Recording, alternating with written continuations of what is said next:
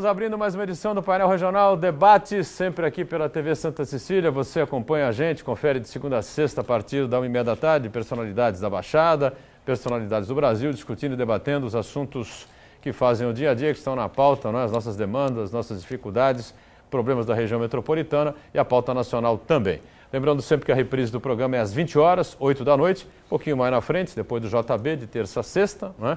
E às 10 da noite, você tem o painel regional, sempre com entrevistas importantes também e a discussão dos temas da Baixada e do Brasil. Nessa edição, com prazer, eu recebo aqui Geonísio Aguiar, ex-vereador, agora o primeiro suplente do PMDB aqui de Santos, né? Ex-vereador Boquinha, participando conosco em mais esta edição do painel. Boquinha, prazer revê-lo, tudo bem? Prazer é todo meu estar aqui mais uma vez. Podemos discutir os problemas da nossa região. Anderson Bernardes, que é diretor de projetos da Secretaria de Defesa e Convivência Social de Guarujá, participa com a gente aqui dessa edição do Painel Debates. Prazer tê-lo aqui também. Anderson, boa tarde. Tá tudo bem? Boa tarde, Boturão. Boa tarde, Boquinha. É uma satisfação estar mais uma vez aqui, tendo a oportunidade de conversarmos um pouco sobre a nossa região. E o Uriel Vilas Boas, nosso companheiro comentarista já habitual do Painel Regional, do Painel Debates, né? Jornalista, advogado e sindicalista, né? Sempre antenado com as questões da cidade e da região, mais uma vez participa com a gente aqui. Tudo bem, Uriel? Boa tarde também. Tudo bem, Boturão? Boa tarde, Boquinha, boa tarde, Anderson. É sempre importante discutir as questões da nossa comunidade. Muito bem, lembrando sempre que você tem à sua disposição 3014-5281 para ligar para cá, participar conosco, né? Enviar aí o seu comentário, enviar as perguntas aqui ao nosso programa, aos nossos convidados sobre os temas que estão sendo colocados em discussão, colocados em debate. facebook.com/painel regional também à sua disposição, com mais de 4.000 curtidas. A gente agradece muito as participações das pessoas via internet, via Facebook conosco. E você tem também à sua disposição e pode acompanhar online, né, o programa pelo site da TV Santa Cecília, o Santa Portal. Clica lá no ícone Painel Regional e confere em tempo real que a gente está debatendo e discutindo aqui. Me avisa aqui o Gustavo, mais de 4.300 curtidas. Um abraço, obrigado a você que acompanha a gente via Facebook também. O programa encerrado, ele vai para o YouTube, você acompanha aí os melhores trechos, revê os melhores trechos ou o programa por inteiro, se você assim desejar. Sempre destacando aqui na abertura do painel Regional Debates, não é? Os nossos parceiros aqui do dia a dia. Jornal Diário do Litoral, o DL, não é? Destaca na sua capa, nessa edição de quarta-feira, a manchete: projeção do mínimo é de R$ 779,79 para 2015. Não sei se é algum número cabalístico aí do governo federal, né? Aumento estimado pelo governo para o ano que vem supera percentualmente o reajuste deste ano, que foi de 6,78%. Boquinha, me ajuda aqui, por favor, passando aqui um exemplar aos nossos convidados. O Anderson é o nosso Uriel também, tá certo? E do mesmo grupo do Diário do Litoral, do mesmo grupo do DL, né? A gente tem aqui também com a gente, como parceiro, o Gazeta de São Paulo, que a gente destaca também diariamente. O jornal circula por toda a Grande São Paulo, Vale do Ribeira também. Salário mínimo será de R$ 779,00. A manchete basicamente a mesma, né? O governo calculou reajuste para 2015, 7,71% a mais, né? Do que o atual valor de R$ 724,00. Tá certo?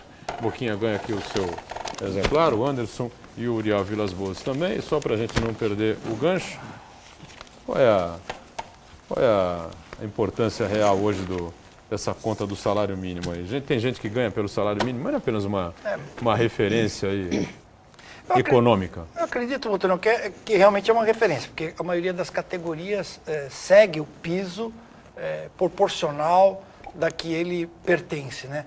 Mas dá a notícia de ter um aumento acima do que foi ocorrido neste ano de mais do que 6%. É bom mesmo que a gente tenha uma inflação já atuando seriamente. Gente que frequenta o supermercado, a dona de casa vê que nós já estamos com uma inflação próximo dos 10%, e aí não é só pensar na questão da safra, porque ficou muito quente, a questão do tomate ou das verduras. Nós estamos tendo problema com a carne, com o arroz, com o feijão. A cesta básica subiu, né? Para aquela... As pessoas que frequentam o supermercado e compram no dia a dia, vê que nós temos uma inflação hoje galopante no país. Então, seria muito bom, mesmo acreditando que poucas são as categorias que recebem hoje R$ 780. Mas é um parâmetro, pelo menos, para saber que todo mundo não pode receber um aumento inferior aos 6%. E aí, Anderson, é por aí mesmo, né? Antigamente a gente ouvia discussões profundas, né, durante um tempão, né? Qual vai ser o reajuste do salário mínimo e tal. Precisamos atingir $100, né, do salário mínimo, enfim, né? Hoje mudou muito isso, né? Mudou bastante. Eu acredito que haja um impacto grande por conta de nós termos ainda muitos aposentados e pensionistas, principalmente, que se tem o salário mínimo como referência, até para custeio da própria vida.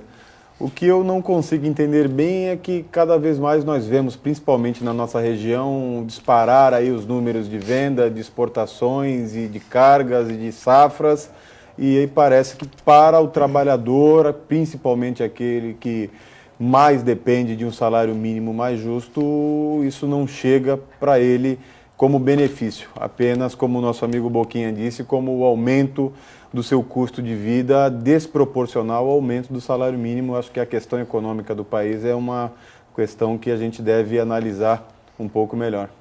Uriel Vilas Boas, como sindicalista importante que sempre foi, né, e continua sendo, já debateu, já discutiu isso em assembleias e questões de discussões mais aprofundadas, N vezes, né, Uriel, você lembra, né? Aquelas discussões acaloradas sobre o salário mínimo, quanto é que o governo vai dar de reajuste. Vamos chegar a $100, o projeto do senador Paim, lembra a questão do salário mínimo de $100? Hoje ultrapassou $100 faz tanto tempo e a coisa continua complicada, né?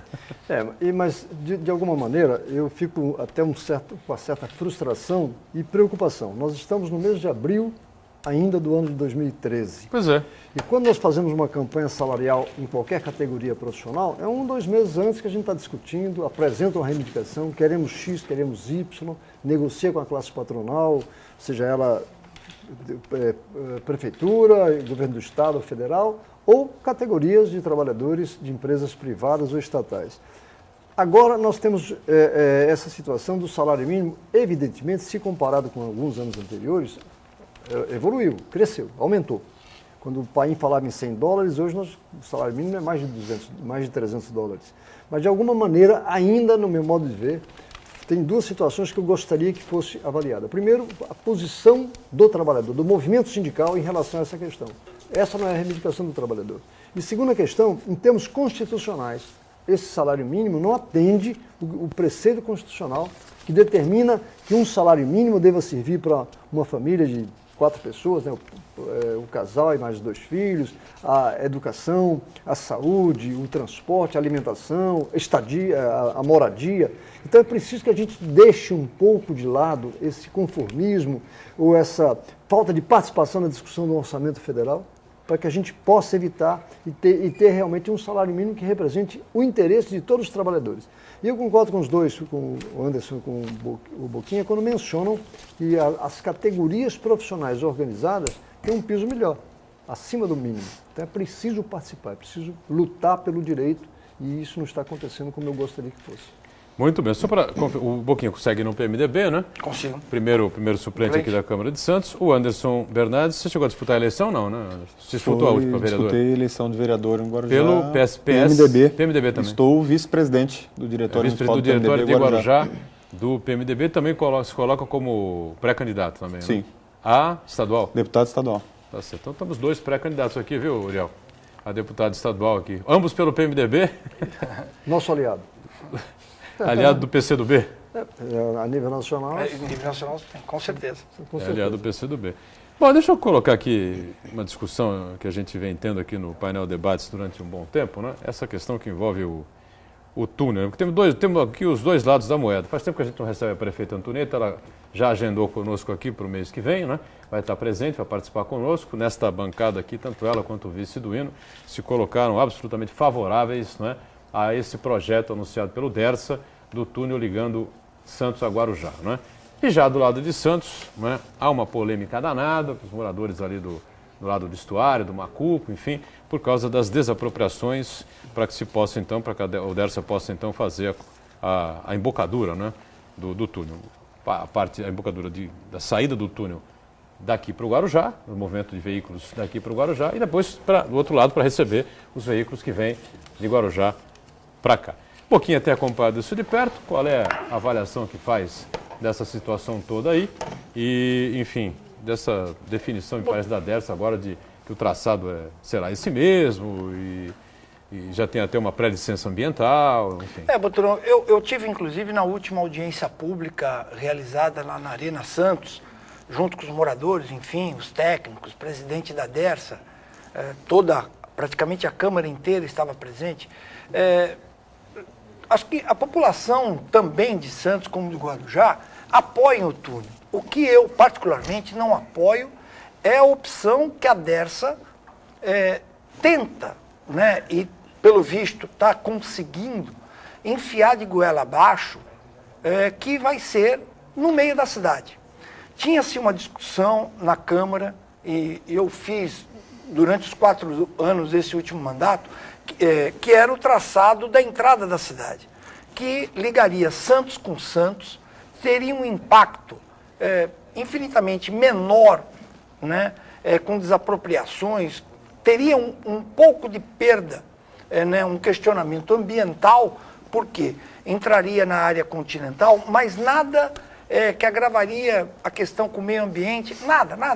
Faria um desenvolvimento de Santos, faria com que o caminhão que viesse da Anchieta da Imigrantes fosse para o lado de Guarujá, né, na questão da margem direita, do porto, nos terminais. Quer dizer, nós resolveríamos por completo. A Dersa insiste nesse traçado no meio da cidade. Para o Guarujá, pelo que a gente acompanha, é uma área subnormal, uma área invadida, que teria um ganho para aquela área.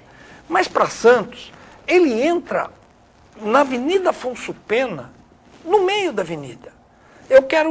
Foi uma do questionamento que eu falo o seguinte: o caminhão e o trânsito que sai do Guarujá, vindo para cá, ou vice-versa, ele vem de algum lugar. Ele vai ter que pegar a Nossa Senhora de Fátima, Afonso Pena, cruzar quase a Afonso Pena inteira para conseguir entrar no túnel, para chegar numa cuca e cruzar para o lado do Guarujá e vice-versa. Então, o que vai fazer com esse caminhão, com todos os trânsitos? Eu vejo que, de repente, achou que só tinha um problema centralizado com os moradores do Macuco. Não é verdade. Vai ter um impacto em toda a cidade de Santos. Pelo desenho do traçado que eles mostram, eu vejo já a Avenida Afonso Pena parando com caminhões, com todo o trânsito. Por quê? Por algum lugar, ele vai ter que dar sequência, né? Ou ele vai para a Ponta da Praia, ou ele vai vir em direção ao Guarujá, ao Gonzaga, Canaã. Este carro, esse ônibus, esse caminhão vai ter que fazer esse trajeto. Ele simplesmente não vai entrar e sair do túnel e, num toque de mágica, ele vai para um terminal. E aí teve essa notícia que já tinham a pré-aprovação por parte. O promotor público, o Daurio, falou que seria muito difícil conseguir essa licença ambiental. E pelo que nós lá apuramos, não se tem nenhum entendimento com o governo federal quanto à passagem do túnel, que vai passar pelo canal, o canal do Porto é uma área federal, vai ter que pedir uma licença para o governo federal e para os órgãos também federal. E pelo que a gente sabe, não foi pedido nada desse sistema. Fora isso, todo o custo. Nós temos que lembrar o seguinte: quando foi feito o desassoreamento agora do canal, para que os navios que tivesse um calado maior passasse, deu todo esse impacto que nós estamos tendo na Ponta da Praia, com aquele praticamente perdendo toda a areia, sendo a prainha do lado do Guarujá sendo assoreada devido o desassoreamento do canal. Agora você imagine ter que afundar para mais de 30 metros para colocar aquele bloco. Eu, sinceramente, eu acho que quando tentarem colocar, que vai ter que escavar Lembrando que a gente tem o segundo pior solo do mundo na questão de lama. Difícil, tudo bem, na engenharia quase tudo se faz, mas eles vão ter muita dificuldade e vai ter um impacto ambiental muito grande. Agora, a Dersa fica insistindo que tem que ser no meio da cidade. Eu apoio o túnel, mas não naquele traçado. Eu apoio o túnel que foi discutido com os técnicos, com o então ex-prefeito Papa, né, que era da entrada da cidade. Só que o que me estranha, alguns técnicos que apoiavam isso há um tempo atrás, hoje, não, o melhor traçado é ali, no meio da cidade de Santos. Eu espero, não acredito que o túnel vá sair, não acredito mesmo, neste local, porque quando forem pedir as licenças, principalmente o governo federal, vão ter muita dificuldade. A Codesp, consultada, ela não é favorável, porque ela é favorável até para a questão do deslocamento dos caminhões, o túnel e o projeto da entrada da cidade. Então, parece tipo assim, uma vontade da Dersa e ponto final. Por outro lado, eu também diria a você o seguinte, né? A Codesp, se ela é favorável ao túnel da entrada da cidade, ela quer construísse esse túnel, né? Dinheiro para isso, o Rodolfo Amaral denunciou aqui no painel regional o ano passado, foi confirmado pelo ex-presidente Renato Barco que 250, 260, 270 milhões de reais por ano são devolvidos pela Dersa aos cofres da União por falta de projetos. Diga, Anderson, com relação a esse tema aí, como eu já disse aqui, a prefeita Maria Antonieta, o vice do Hino, por 2 oportunidades estiveram presentes aqui no programa e se colocaram favoráveis a esse trajeto anunciado aí pelo Dersa. Como é que você vê isso aí? Isso está sendo muito discutido, debatido em Guarujá? É polêmico, não é polêmico? Enfim. É polêmico, sim, Boturão. No Guarujá houveram também algumas audiências públicas, participei de uma na Sociedade Esportiva Itapema. No primeiro momento, rapidamente, eu entendo que essa equação deve ser boa em várias frentes. Boa para a questão econômica, boa para os empresários portuários, mas também deve ser boa para as pessoas que residem nas duas cidades. A gente verifica números apresentados pela Codesp, números apresentados por empresários portuários e muito pouca preocupação do Dersa, do governo do estado e até mesmo em algumas obras necessárias também nessa questão, com as pessoas que devem ser aí remanejadas dos locais em que estão, seja no Macuco, seja lá na Prainha, para outros locais. Acredito que a necessidade de desenvolvimento econômico exige que este túnel saia. Túnel, ponte, Santos, Guarujá, que nós já estamos até desgastados de discutir isso. Há necessidade, ponto. Agora, há uma preocupação que deve haver com as pessoas. Vamos conseguir que saia esse túnel? Sim. Qual o traçado? Agora, para onde vão essas pessoas? Em que prazo? Com que condições? Não basta que a economia esteja bem se as pessoas na cidade, se as administrações municipais não estejam aí em consonância com os interesses da sua população. Então vejo aí muita preocupação com o interesse econômico e pouca apresentação de dados e preocupação com as pessoas que têm as suas vidas já há algum tempo nesses locais.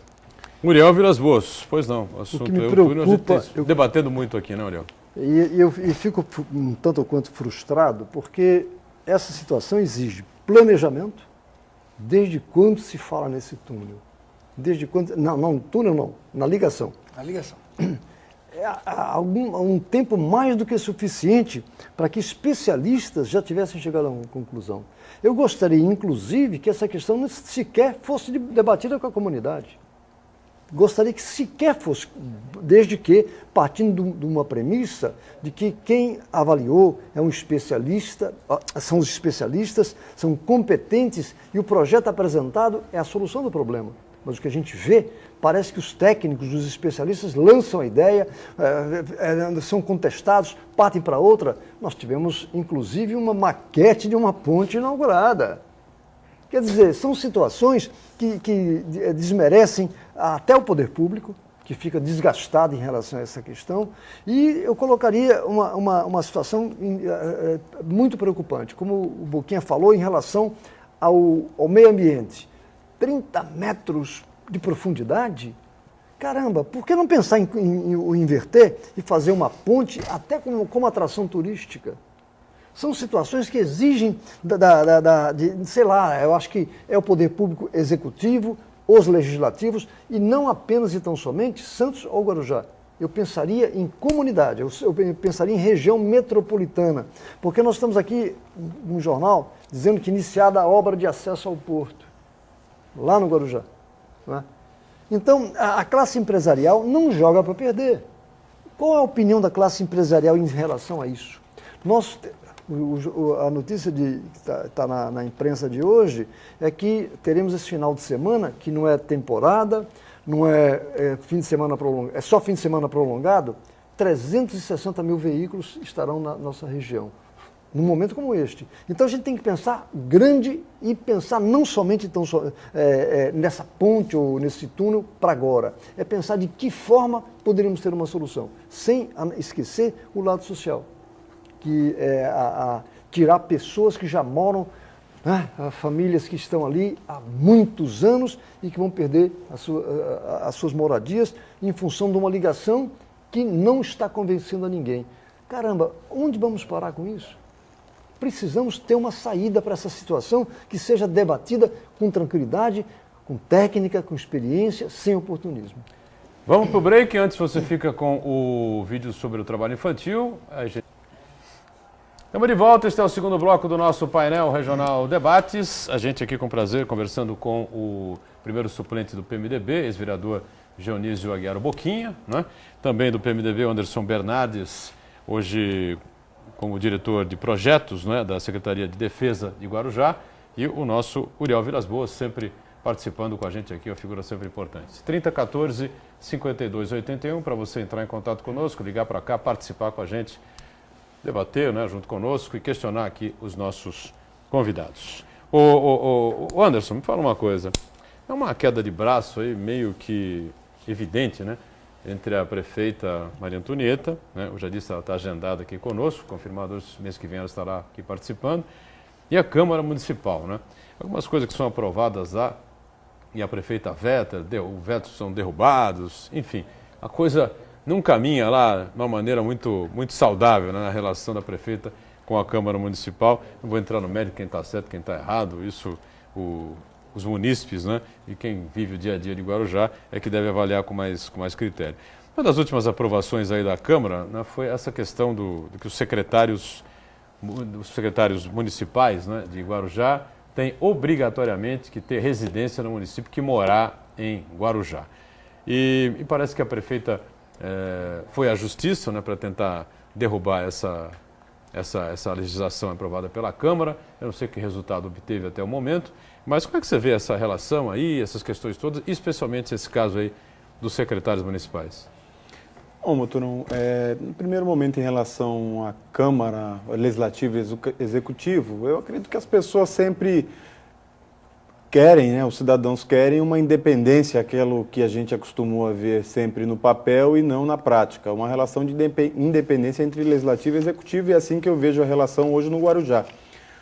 A prefeita desenvolvendo as ações que cabem ao Executivo e o Legislativo legislando, e quando o Executivo entende que há vício de iniciativa nos projetos, buscando aí a esfera pertinente para a resolução dos casos. Vejo uma aproximação grande dos vereadores, e as outras votações na Câmara demonstram que há uma bancada que tem trabalhado junto com o Executivo para as questões que são boas para a cidade.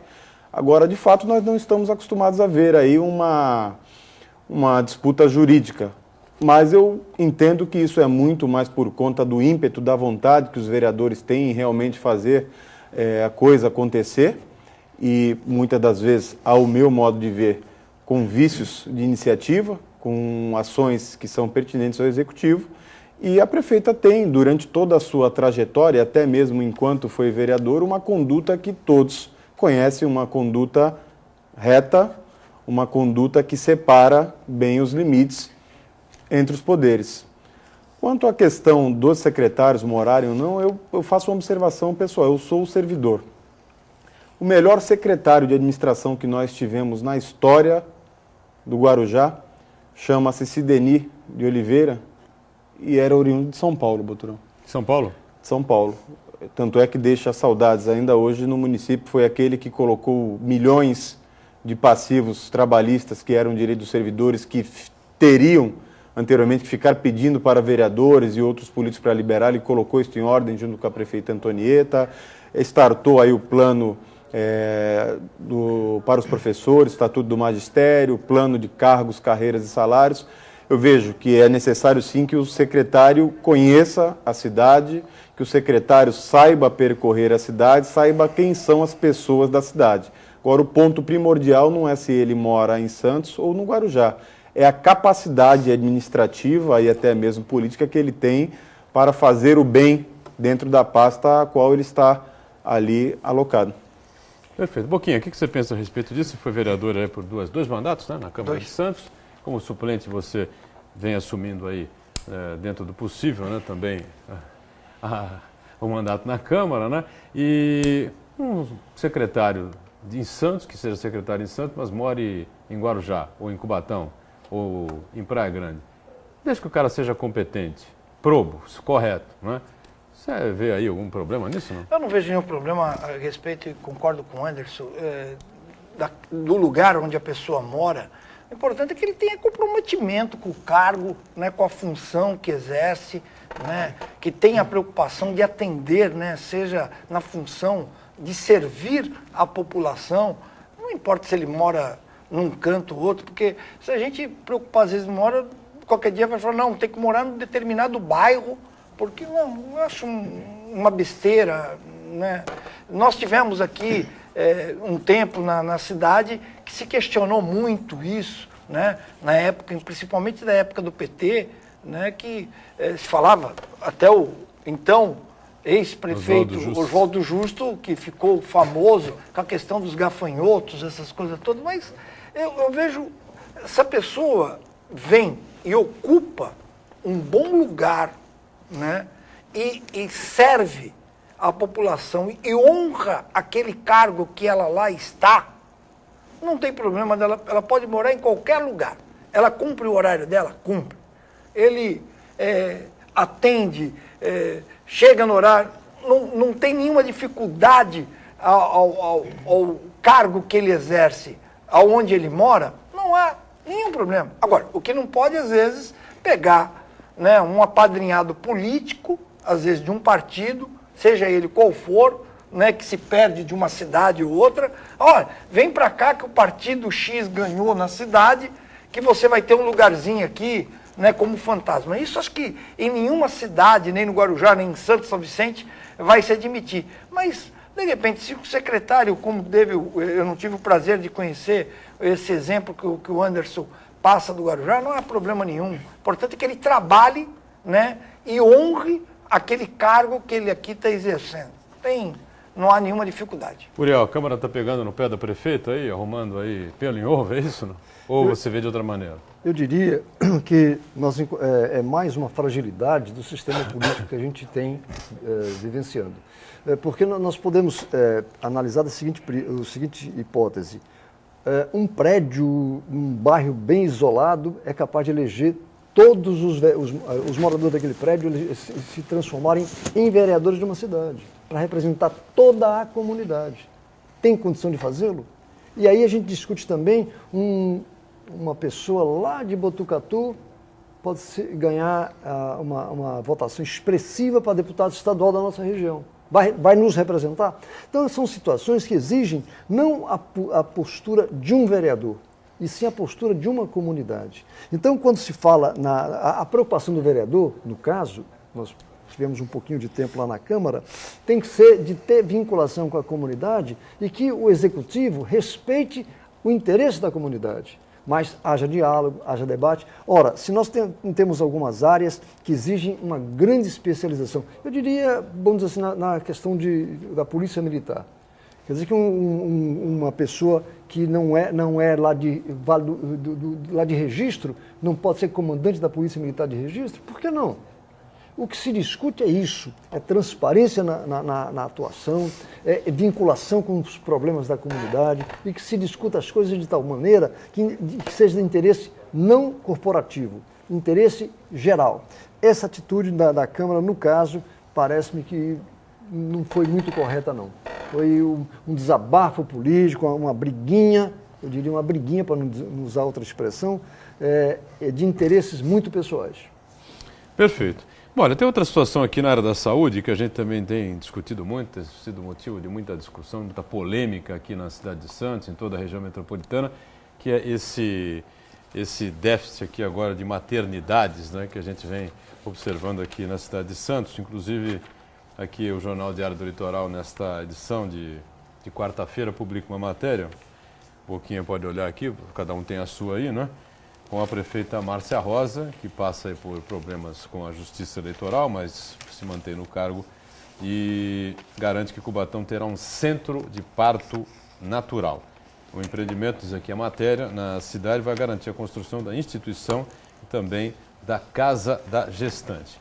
Nós temos a maternidade da Beneficência Portuguesa fechada, temos o serviço de plantão, não é? As gestantes, não é? De pronto-socorro, seria um pronto-socorro das gestantes, né? Também paralisado aqui na Casa de Saúde de Santos. O próprio hospital, o hospital ali da Avenida Ana Costa, meu Deus do céu. O Ana Costa? O Ana Costa não é na Avenida Ana Costa. Ah, o São Lucas. São Lucas. São Lucas. É verdade, obrigado, Boquinha. O hospital São Lucas dizendo que não garante também esse serviço, ou seja, a gente já teve aqui relatos de gestantes, né, que tentaram ser atendidas sábado e domingo no São Lucas e não conseguiram. Depois o parto acabou sendo feito, enfim, no São Lucas, porque a cesariana estava marcada para determinado dia, mas ninguém pode prever, não é? Isso a gente já entrevistou aqui especialistas, ninguém pode prever, não é, que haja algum problema, alguma situação de complicação com a bolsa, seja lá o que for, e a gestante tem uma necessidade de ser atendida com uma certa emergência. Ou seja, vai acabar tudo estourando na Santa Casa. Tivemos aqui na última sexta-feira o provedor conosco aqui, né, e explicando que a Santa Casa também não tem condições de atender essa demanda toda. Está uma crise formada aí, né, Boquinha? Olha, está mesmo, e ontem, até por uma coincidência, eu estava vendo o jornal em minha casa e deu uma matéria sobre a audiência pública que a Câmara estava realizando, e hoje há uma informação de isenção.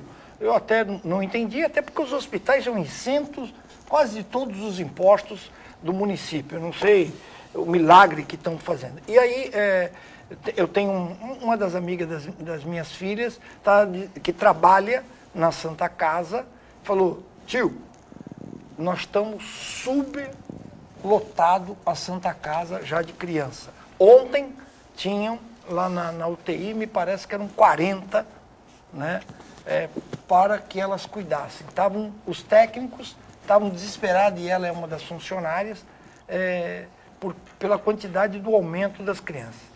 Boturão, o que hoje está acontecendo na nossa cidade, primeiro é o seguinte, que vamos ficar bem claro, fez um ano agora, domingo vai fazer um ano que meu neto nasceu. Eu tenho plano de saúde. Eu tive que pagar por fora, porque senão não teria os médicos lá fora do plano. Então eu pago o plano e tu tem que pagar por fora. E quase todo mundo tem que fazer isso. Senão você não tem um atendimento lá no local por acompanhamento do seu médico. Você vai ser vai atendido pelo plantonista. Na maioria das pessoas ficam desesperadas. Se fez o pré-natal com um determinado médico, essas coisas todas, quer ter a criança com aquele. Então, na maioria dos casos, infelizmente, as pessoas têm plano e pagam por fora. Essa questão e a justificativa de fechar é com a questão financeira. Quem é a financeira? A financeira dos planos. Ora bolas, se o plano não está pagando o hospital, e no caso aqui, por exemplo, que é a Unimed, é dos médicos, e os médicos que cuidam do hospital, que raio que está acontecendo então? Se são os próprios médicos que reclamam que recebem pouco. Hoje uma família paga no plano da Unimed, se tiver pai e mãe e 2 filhos, gasta R$1.000 e poucos reais. R$1.000 e poucos reais. R$1.000 pelo por menos, mês, né, para arredondar. Né? Paga R$1.000 e poucos reais. Então, 150 e tantas mil vidas no plano? No plano tem algo que está errado aí. Essa conta não está batendo, porque eles alegam que recebem pouco do plano. Quem toma conta do próprio plano são os próprios médicos, na maioria das vezes. Ou, quando não é, reclama que o SUS também paga muito pouco. Eu vejo... Como disse o doutor César Conforte aqui na última sexta-feira, também esteve presente com o Félix Ballerini, provedor da Santa Casa, e o vereador Banha do PMDB no programa, né? A Unimed é uma cooperativa para alguns médicos. Então está explicado. Mas eu vejo o seguinte, que na questão da saúde, hoje, pública, o céu virou limite. Porque, por exemplo, é o médico que diz que ganha muito pouco para trabalhar no plano de saúde. Aí se aumenta o médico e nunca está o valor que ele quer, né? No caso especificamente hoje da nossa saúde pública, e há o colapso mesmo. Por exemplo, fecha. Por que a Beneficência Portuguesa fechou sua maternidade? O vereador, que é o presidente da Beneficência, teria que responder, olha, fechei porque eu não recebia do plano. Porque tem que ter uma explicação. Todo mundo está falando, não vou mais atender. Então, de uma hora para outra, está parecendo o seguinte, que hoje a saúde pública era como se você tivesse uma pequena quitanda. Não, eu não vou vender banana hoje, porque a banana está muito cara. Olha, não vou atender mais as crianças. E tem que ter um pouco de responsabilidade nisso. Tem um monte de mães que pagam plano, essas coisas todas, e hoje não tem. E aí não querem, e o que acaba acontecendo, vai sobrecarregar o sistema público. Vai ter lá na maternidade da Zona Noroeste, fora ter que atender as mães que não têm plano, vai ter que começar a atender as mães que têm plano. Porque hoje você tem um plano e não tem um hospital para poder ter o filho. E o curioso e interessante dessa matéria aqui do DL sobre o Cubatão ter um centro de parto natural, o entendimento entre a prefeita e os empresários da cidade, é que estabeleceu-se que todo mundo daqui para frente vai nascer por parto cesariana, com horário marcado. Não querendo Mesmo assim, Boquinha, alguns especialistas que passaram aqui pelo painel regional do horário da noite, deixaram bem claro aquilo que eu disse há pouco. Mesmo tendo horário marcado, sendo parto cesariana, intercorrências acontecem. Desculpe, até com todo todo respeito à prefeita de Cubatão, isso é um factoide.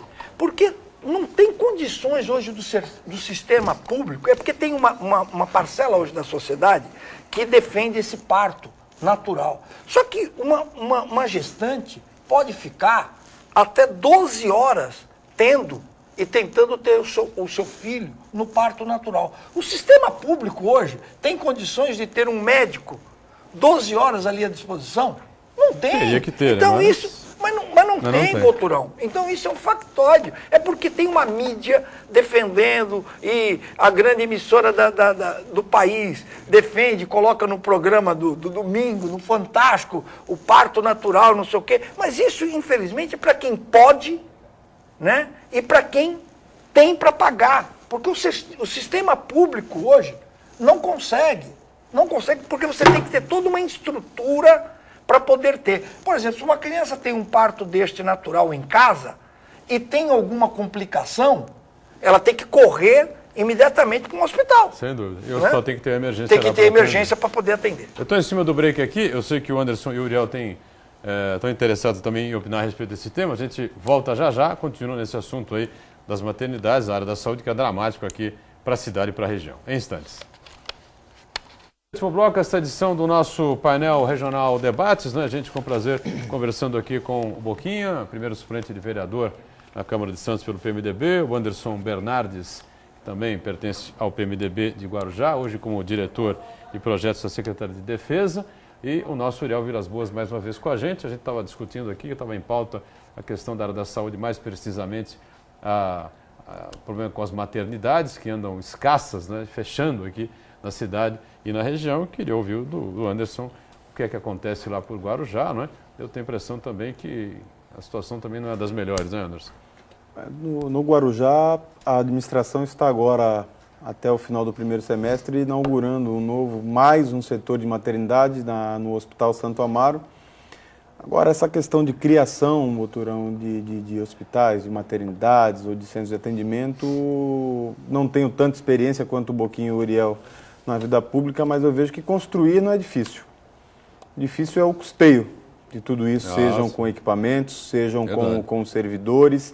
E a gente vê que, por muitas vezes, para atender a necessidade do que a população deseja ouvir, nós temos boa parte da classe política que fala que foi buscar aqui, que foi buscar ali, que precisamos ter um centro disso, um centro daquilo, uma disputa desenfreada entre as cidades por conta de vaidades, muitas vezes, de qual cidade vai ter aí o melhor centro especializado em determinada área, e a gente vê crianças saindo do Guarujá, nascendo em Santos, saindo de Santos em Praia Grande, percorrendo as cidades do interior, as regiões onde, por muitas das vezes, se nós tivéssemos uma política de saúde realmente metropolitana, seja na nossa região ou em outras regiões metropolitanas, se nós tivéssemos aí menos vaidade na disputa entre governo do estado e governo federal, ou seja, se nós tivéssemos uma gestão de fato séria, talvez nós não tivéssemos aí os déficits orçamentários e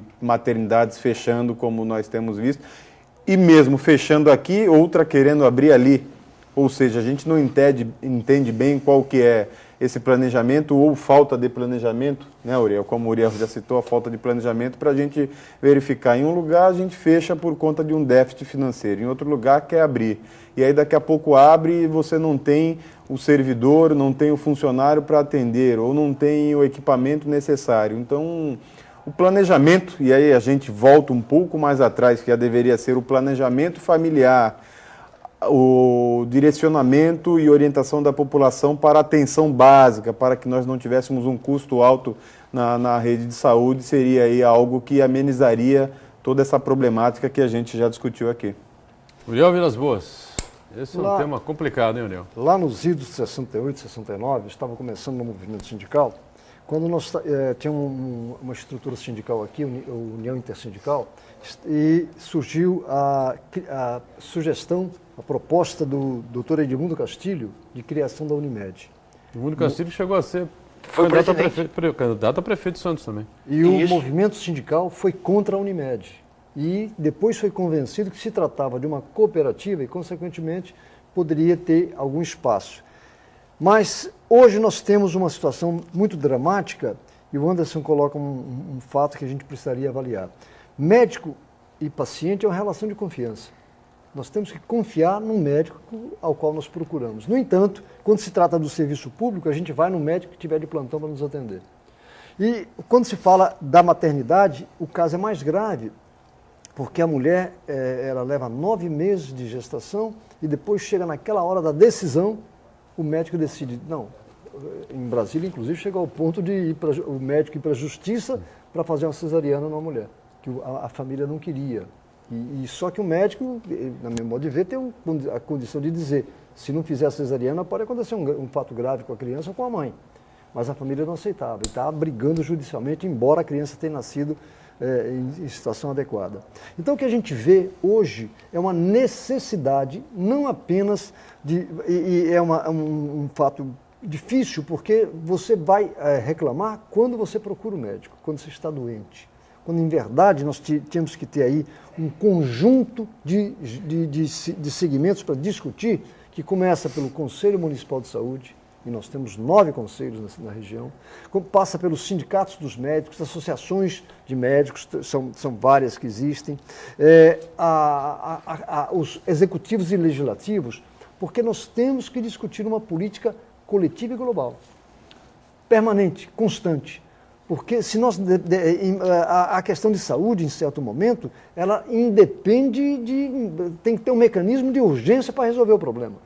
E nesse caso, nós estamos quando foi colocado aqui a Unimed e a Prefeitura fazer o belo Hospital dos Estivadores, eu acho que é um sonho pensar que isso vai solucionar o problema nosso. Eu imagino que sim, mas não tenho essa convicção toda. E para terminar, a gente vê a situação, nós temos que brigar com planos de saúde. Se você vai no serviço público e ele leva 20 dias para te atender, você sai xingando, né? Você vai no plano de saúde, é 30 dias, 40 dias, você não fala nada.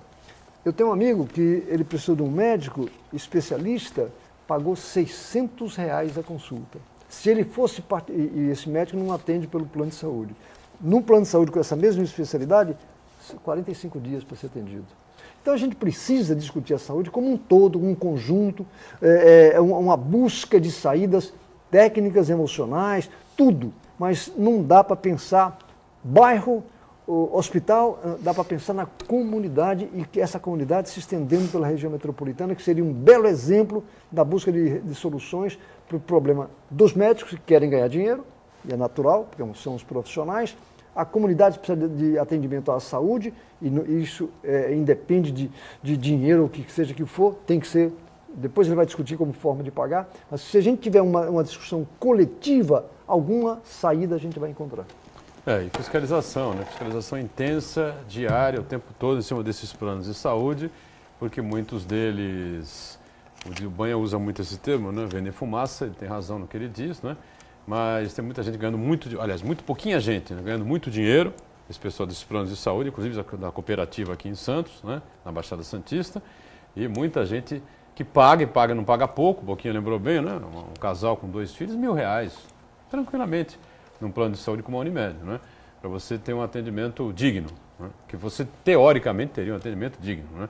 Mas na hora H vem exigir calção, vem exigir isso, vem exigir aquilo, não sei o quê, e o médico não está, o parto tem que estar marcado, quer dizer, essa situação toda que a gente está acompanhando. Vai marcar a consulta para 3, 4 meses mais para frente, quer dizer, se o cara tiver um problema, vai correr para o pronto-socorro, como é que vai esperar 3, 4 meses para ser atendido? Não estou dizendo que ele paga R$1.000 por mês. Ou seja, é uma vergonha, né? E só, Buturão, não é um mês, não. No caso, especificamente, hoje, da Unimed aqui em Santos, você está esperando quase 60 dias para ter uma consulta. Você vai mais rápido, de verdade seja dita, às vezes consegue mais rápido na tua policlínica do que pela própria Unimed. E que alguns médicos respondam, em algumas situações você não é bem atendido como deveria ser. É atendido, digamos assim, tecnicamente, mas o profissional às vezes não te dá a atenção que deveria dar. César Conforte disse aqui, acho que ninguém duvida da capacidade, da competência do Conforte, né, como cirurgião cardíaco. Né? O Conforte era simplesmente médico do HCOR, né? Mas por lealdade aqui à Santa Casa da Misericórdia, acabou optando e nos últimos tempos ele acabou ficando aqui com a Santa Casa e se afastou um pouquinho lá da HCOR. E cortou o vínculo com a Unimed, porque uma cirurgia cardíaca tem um custo, né? Ali para os médicos que atuam ali, é aproximadamente R$4.000, com toda a equipe. Né? O que a Unimed paga não chega, acho que a 300. É uma coisa assim, estapafúrdia. O valor, né? Ele fica operando, às vezes, durante 4 horas, recebe R$70, R$80, é uma vergonha. Mas o que ele falou aqui, eu opero de graça. É. Se houver necessidade, for chamado às pressas, se houver uma emergência, eu opero de graça, não tem problema. Depois, mais para frente, vamos discutir o que é e tal, mas plano de saúde, nessa situação, não dá mais, ele está coberto de razão. Viu? Cosme da Areia Branca diz assim, Uriel e demais convidados, uma vez que o partido que se diz os trabalhadores, o rei da corrupção, segundo o nosso telespectador, e do desvio de verbas do Brasil, ilude os trabalhadores, aposentados e pensionistas com um salário de R$ 779. Pergunto, cadê aqueles nobres sindicalistas que dizem que defendem a categoria dos trabalhadores e aposentados e, ao mesmo tempo, comem na mão do PT? Deu para entender aí o desabafo do Cosme, aí, Uriel? Deu para entender, e eu gostaria de responder ao Cosme que se ele pensa que tem razão, que ele olhe no espelho e responda qual tem sido a participação dele nas lutas da sua categoria na busca do seu interesse. Se ele é aposentado, eu pergunto, quanto ele reivindicou o ano passado e quanto está reivindicando esse ano? Porque é muito fácil desabafar, falar, criticar isoladamente. Enquanto ele esteve na ativa, ele tinha que participar de campanhas salariais, os direitos que os trabalhadores têm hoje, custou sacrifício de muita gente ao longo da história. Então ele precisa fazer essa avaliação. O que ele, como trabalhador, como aposentado, tem feito na busca da solução do seu problema. E procure a associação de aposentados à qual ele pertence e veja que tentativa estamos fazendo na busca de soluções, sem paternalismo e sem sermos donos da verdade. Jorge de Santa Maria diz assim, Boquinha, por que você não volta para a regional da Zona Noroeste? Precisamos do seu retorno urgente, diz aí o nosso telespectador, porque quem nomeia é o prefeito. O prefeito hoje é o Paulo Alexandre Barbosa, que é prefeito do PSDB. E o Boquinha é do PMDB, que perdeu a eleição passada. Ou tem mais alguma coisa? Não, é verdade. Infelizmente, gostei muito da experiência como administrador, mas infelizmente não tive a honra de ser convidado para trabalhar. E não nego, se por acaso fosse convidado, teria um grande prazer de trabalhar, porque é uma região que eu gosto muito da população da Zona Noroeste. Fabiana, lá do bairro da Aparecida. Boquinha, os processos habitacionais estão parados, a moradia em Santos está cada vez pior. Algum parecer sobre isso? Não. Olha, desculpe, como é que é o nome dela? Fabiana. Fabiana, tá sim. Nós, infelizmente, de uma outra oportunidade, eu já falei aqui no programa, nós não temos uma política habitacional no município. Infelizmente, nós tivemos há 2 semanas atrás mais um incêndio na Zona Noroeste. Todos os programas que estão sendo feitos hoje do governo federal são para as áreas de mangue ou para os morros. Então, hoje, o pessoal de movimento de moradia, se ele não conseguir comprar um terreno e fazer uma autoconstrução, infelizmente, eu lhe falo, você não vai ter uma casa nos próximos 10 anos, porque tudo que está previsto é para a área que quem mora no mangue ou nos morros. Não tem nenhuma previsão de moradia para movimentos sociais hoje em nossa cidade, a não ser aqueles, como recentemente foi divulgado, uma área da União, lá da Zona Noroeste, que foi destinada a um movimento de moradia que vai construir um pouco mais aí de 80 casas naquele local. Ao contrário, infelizmente não está sendo nenhuma. Não temos uma política habitacional no município. Perfeito. Eu queria que o Anderson falasse um pouquinho sobre os projetos aí, nos 2 minutinhos finais do programa, né? Já que ele dirige a parte de projetos de uma importante secretaria lá de Guarujá, Secretaria de Defesa e Convivência Social, né? O que é que temos mais importante em desenvolvimento aí no momento, Anderson? Nós tivemos hoje, Boturão, no Diário Oficial do município do Guarujá, a convocação de 60 pessoas. Nós temos aí jovens na faixa de 18 a 20 anos, mulheres, idosas, para auxiliarem o município nas ações de cidadania, mais especificamente os jovens, que o projeto chama-se Jovens no Exercício da Cidadania, e as mulheres que atuarão aí em seus territórios, em seus bairros, auxiliando na orientação da população quanto aos seus direitos, quer seja na área de saúde, ação social, na própria área de segurança, educação. É um olhar que nós temos de que segurança não se faz apenas com viaturas, com efetivos e com armas, e sim com oportunização, principalmente da nossa juventude, que tem sido aí praticamente engolida por essa maldição chamada droga em todos os municípios. Então, o município do Guarujá vem atuando nesta frente em algumas outras oficinas que a Guarda Municipal desenvolve de futsal, karatê, judô, capoeira, atividade física com a terceira idade e musculação, que é a forma que a gente encontra de estar fazendo o papel do município na prevenção primária, deixando para que as outras instituições cuidem aí de ações mais graves dentro do município do Guarujá. Muito bem. Uriel, para fechar? Anderson, 3 empresas portuárias estão fazendo um projeto envolvendo 150 a 200 crianças na questão cultural, lá no Guarujá. Isso tem alguma vinculação com a Prefeitura? Sim, a Cutrale, a Santos do Brasil e a Local Frio, através de uma interferência da prefeita Antonieta, têm sido parceiros em vários projetos culturais e esportivos para que a gente consiga trazer para próximo do município essa juventude. Muito bem, fechando aqui o nosso painel regional debates. Obrigado ao Boquinha, primeiro suplente vereador do PMDB aqui de Santos, pela participação. Até uma próxima. Obrigado, Anderson Bernardes. Sucesso lá na Secretaria de Defesa e Convivência Social de Guarujá, também filiado ao PMDB. E o nosso Uriel Vilas Boas também, obrigado pela participação mais uma vez aqui no painel debates, que vai ficando por aqui. A gente encerra essa edição, a reprise às 20 horas, não é?